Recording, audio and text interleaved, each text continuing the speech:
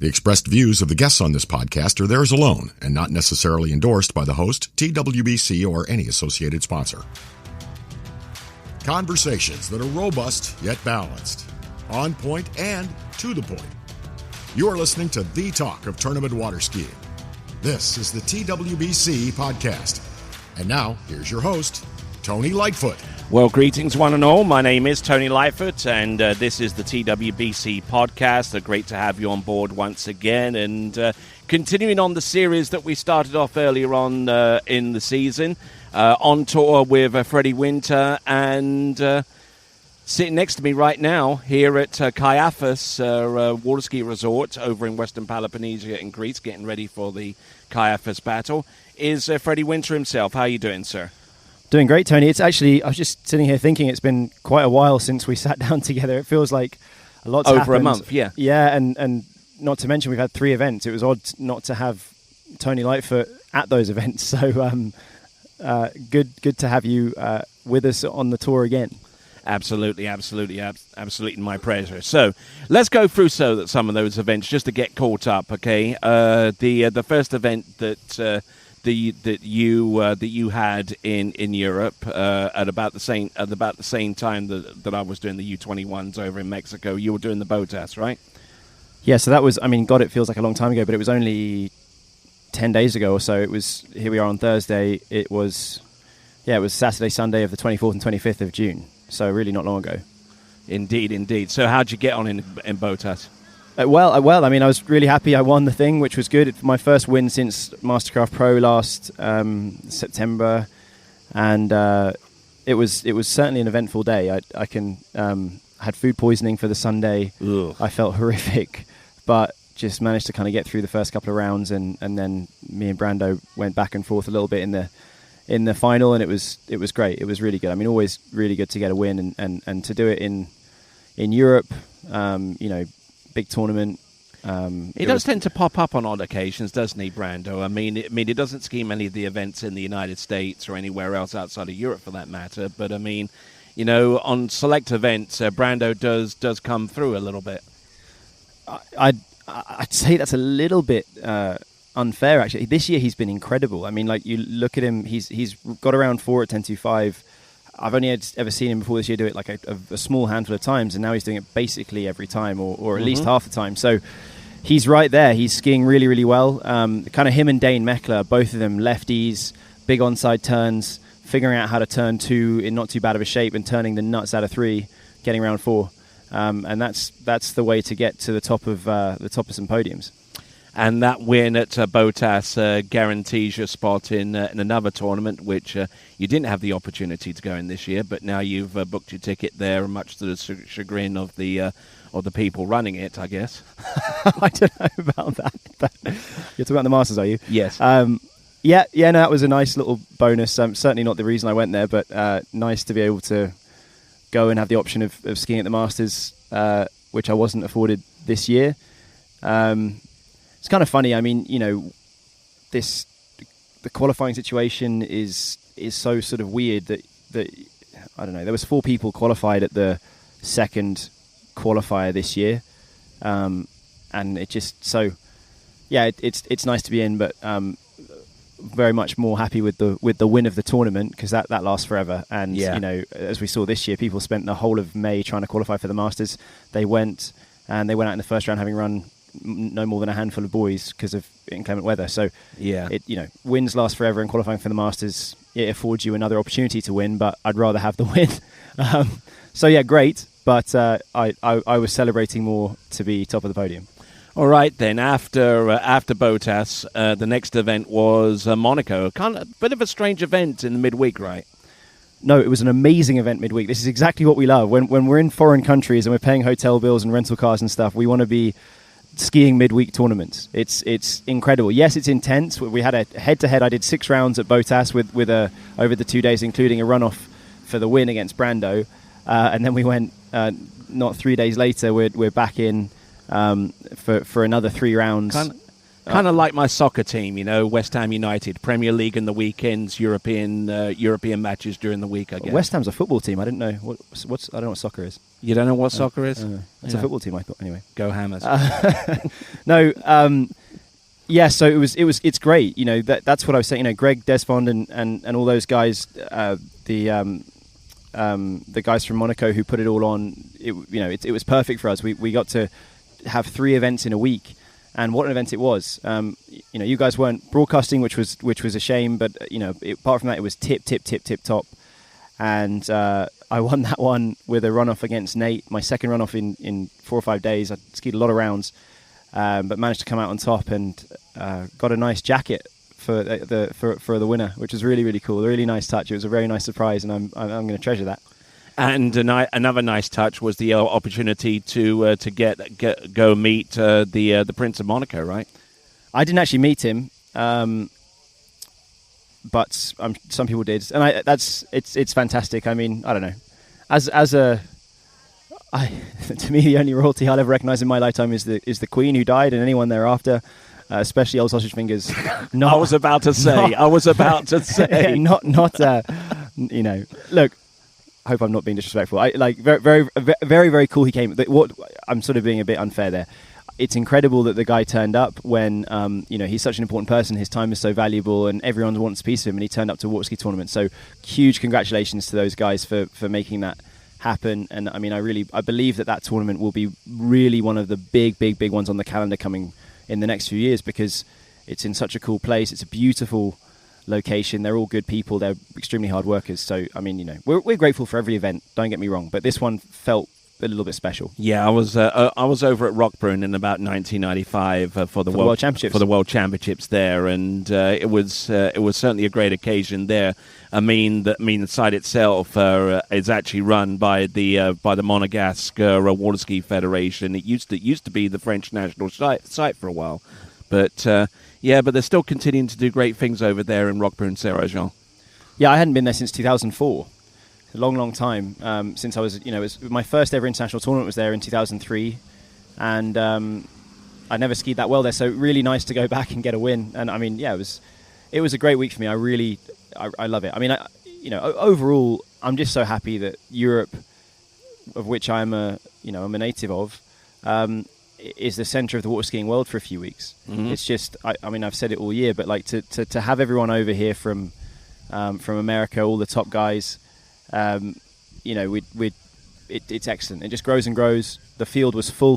Those first 2 tournaments, there was not a single skier missing on the men's side, and that's really, really amazing. All right then. So after Monaco, we head across France towards Lacanau.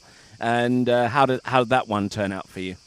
It was good. It was a great event once again. I realized on arrival that I'd cracked my ski throwing my, as Adam Saddlemeyer said, it was a textbook Freddie Winter crash at Boy 4 to get into the final. So I actually skied on a slightly cracked ski in the final at Monaco, which it held out. But it's fine. I mean, my binding came off and I smashed the side of it.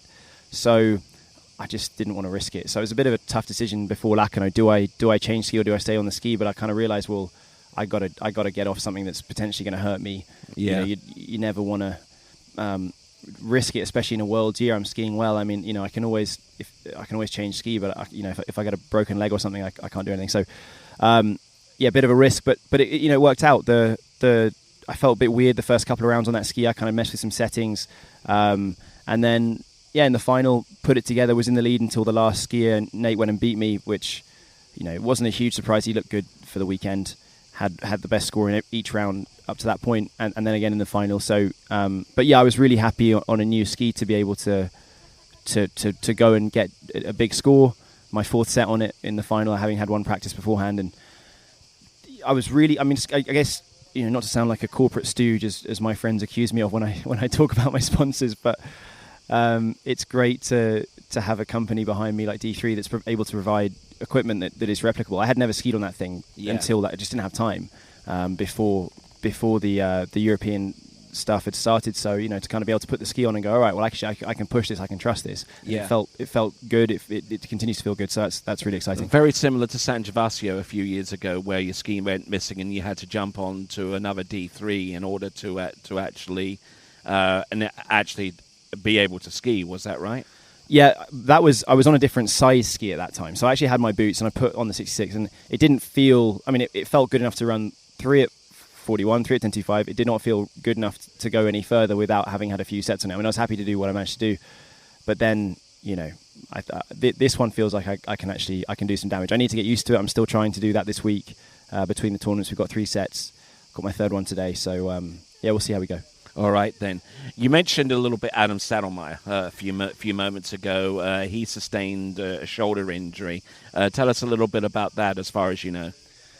Yeah, poor old Adam. He's had a rough time. I don't know the ins and outs of whatever happened a couple of years ago with his band, but I know Adam, and I know he's not a cheat, and I know that he's a good guy, and so I've been really happy to see him come back and ski so well. He's been right there, top 4s, top 4 at Lake 38, top 4 at Botas, right in the mix at all the other events, and then sadly 5 to 6 at 10.75 in the final, I believe. Yeah, in the second round at Lacanau, kind of pushed on the ski a little bit, dropped his shoulder, hit the wakes, and I think he busted his eardrum, and he's got a separated shoulder or something. Apparently, the doctor on site said unlikely to have surgery, but yeah, poor chap. That's rough, but I hope he'll be back. I'm sure he will be. Yeah. Before too long. Wishing him well, of course. And he's a good guy. He's a nice guy to have had back, because he's just a positive dude. He, like seeing him around, and he's always an amusing chap to talk to. So yeah, hopefully he'll be back real soon. All right, then. Obviously scheduled to be here at Kaiafas during this competition, unable to do so because of that injury. So here we are, Western Peloponnnesia. We're here at Kaiafas for the Pro Battle, and I've been looking at stuff on Instagram and social media, what have you, and George has been doing a remarkable job trying to get the word out about this tournament, not only to the skiers and the athletes themselves, but also to the general public, because you go around town here, and there's no escaping him. I'm looking at a poster right now with George Hatsis on it, it's absolutely bonkers. Well, that's in Zaharo, but so I had a friend who was in Greece a few weeks ago, not a skier, knows I'm a skier, text me and said, I guess you're going to be in Greece in a few weeks. I said, yeah, I am actually. How do you know? She goes, it's on the radio.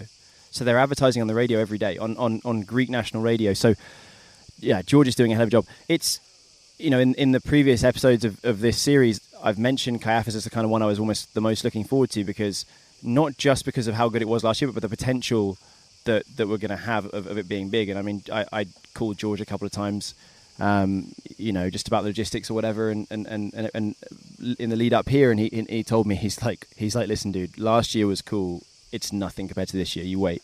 And he's got these plans. I think we're going to have a lot of people out here. I think that your broadcast, I'm really glad you guys are broadcasting, actually, because you guys are the ones that get most of the sort of the ambience, the stuff around the scenes. And I think that, yeah, apparently there's female dancers, male dancers, there's people with drums, there's going to be DJs, there's going to be a Wrangler with a DJ booth in it. You guys are broadcasting from VW Bus.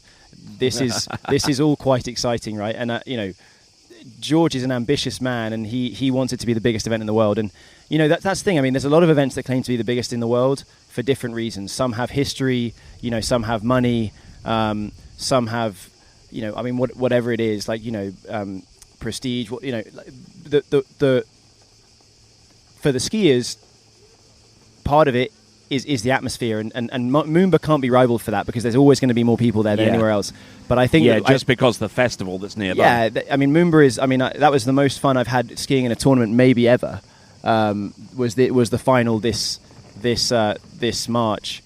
Just getting the crowd going, like, in front of all these people. But I have a feeling that it's going to be something, not to the same number of people, but in terms of people that are really interested in the skiing. There's going to be a big chunk of people sitting here watching us, wanting us to do well. And I'm I'm really, really, really excited for this weekend. I mean, it's going to be something special. And strangers to this part of the world as well. So I mean, you can vouch for the likes of George Hatsis and his compadres here in supporting them for their endeavours. I mean, you ski out in Portahelly for many, many years. I'll be there in 2.5 weeks' time. Actually, I'm coming back. You're coming back. Yeah, might have a few beers, and I'm actually bringing some friends. I'm going to do some skiing and kind of, yeah. It's actually during the Europeans. I'll be here, just doing something I enjoy more than skiing the European Championships. I'm probably catching up a little bit on the coverage, during the night time if you got a little bit of time. Zero chance. Zero chance. No, Okay. Well, it would be on YouTube. It would. All that coverage will be there. So I mean, listen, I wish you guys the best. I hope it's a great tournament. The Luzeris will and San Giorgio will put on a phenomenal event. But no, this is the future of the sport. The pro skiing is the future of the sport, and what George is doing and what we've seen at Lacanau, what we've seen at Monaco and Botas. That's what's going to grow the sport. And European Championships are in my opinion, they're in the past. That's why I choose to not go, because I can go and wherever I come in the European Championships are going to be below anything I'm going to do here. So no, I'm going to be doing something different. All right. Within the last week, TWBC released the unknown sport of water skiing, and apparently your appearances and your quotes and witticisms in that documentary have yielded quite a bit of feedback from a whole bunch of our supporters out there, and it's been played over 30,000 times in the last week since it was released.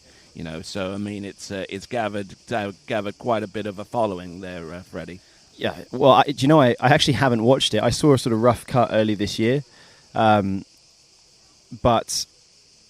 I haven't seen it. I feel it's quite intense these couple of weeks, right? I mean, you're going from event to event to event. It's fairly overwhelming. So I'm gonna get outside of water skiing for a minute and actually sit and watch it and enjoy it, instead of watching it in a hotel room and then go, after being with all my fellow pros and skiing all day and then waiting till the next day to do the exact same thing. So I'm gonna wait. So I haven't seen the finished version. I've heard it's amazing, and I think 30,000 views. Okay, it's a huge number, but it's also not what it needs to be. That film deserves, from what I saw of it, I mean, it deserves to be seen by millions of people. And it's not an original thing to say, but you guys at TWBC are doing the biggest and best stuff in the sport. You guys, in my opinion, are by far the most important people in the sport, because you're giving the sport a future compared to any other entity, individual person, governing body, whatever. This is a document for the sport that will last forever and will hopefully bring more people into it. And I think not just that, but ultimately what I think everyone believes is that the sport needs a Drive to Survive style series throughout the year, and this is a blueprint, a proof of concept that can be bought in. I mean, they're coming out left, right, and centre right now. I mean, there's Drive to Survive, there's that golf one on Netflix, there's the Tour de France. Yeah. They're all trying to compete for that space now. Well, and here's my view on it: is I watched some of the tennis one, I watched all the golf one, I watched all the Drive to Survives, and my view is actually we're actually almost better set up than a lot of the sport. The tennis one and the golf one, they're not as good because there's no narrative. It's hard when you're focusing on four majors. Or whatever it is in golf. I know it's 4 in tennis. Then you don't get like a sort of build up. The reason that tennis is a great sport to watch is you have a whole Wimbledon's happening right now. You have a whole 2-week tournament. You see the flow throughout the 2 weeks. It doesn't come across in one episode, right? But Drive to Survive, which I think is the most successful, and the original and the best. You can feel the build up from the start of the season to the end of the season, and that's what we have. We have a tour that starts in the early part of the year, and it ends at the end. There's a point system that goes all the way through. There's a beginning, middle, and end. And that's why I think the sport needs to grow to not be about 3 big tournaments, which it kind of has been for many years. It's been about Moomba and then the Masters a few months later, and then the World Championships are happening that year. But that's not a good. You don't want people to watch 3 tournaments, otherwise, water skiing will never get bigger. Yeah. Every successful sport has a narrative throughout a season, and we are not a successful sport we're getting more successful, but we're not a successful sport. So we need to have a whole season narrative so people watch all of the tournaments, get excited about the narrative about, well, who's moving up the leaderboard, who's moving down, and then who's going to be winning the whole tour at the end. And a lot of people would argue is that in Formula One there wouldn't be a race in Vegas if it wasn't for Netflix.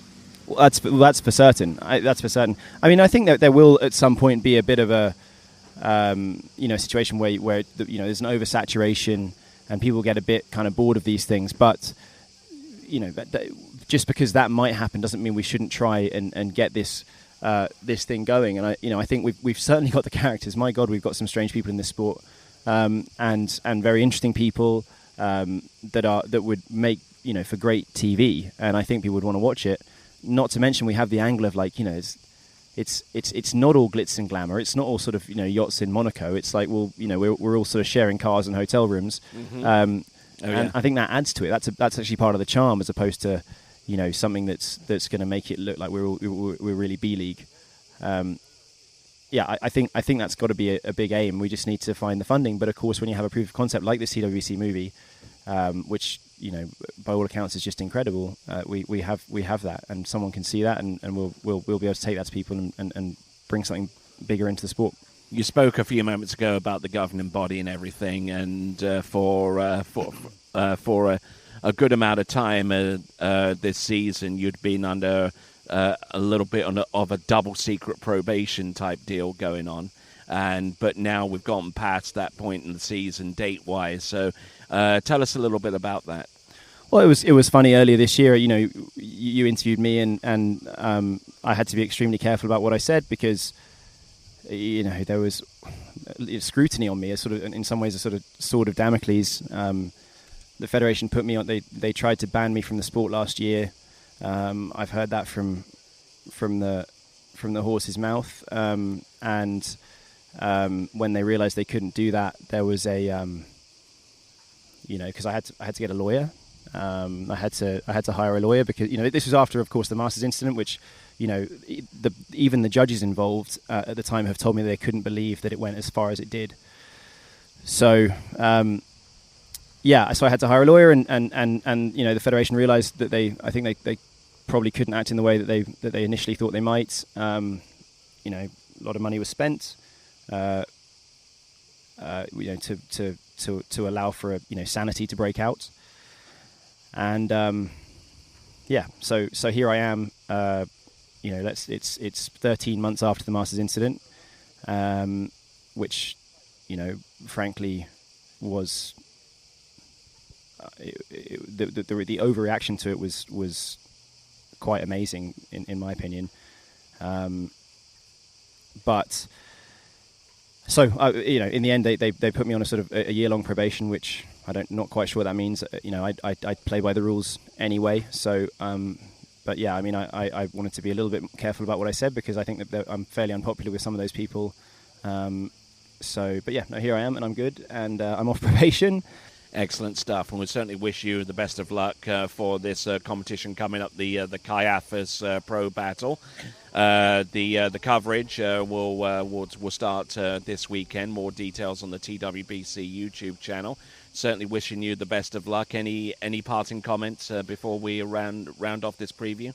No, just very happy to see you, Tony, and see all the gang here. I'm excited to have a great event here. I hope people watch this event because I think we're going to see some really unusual stuff happening.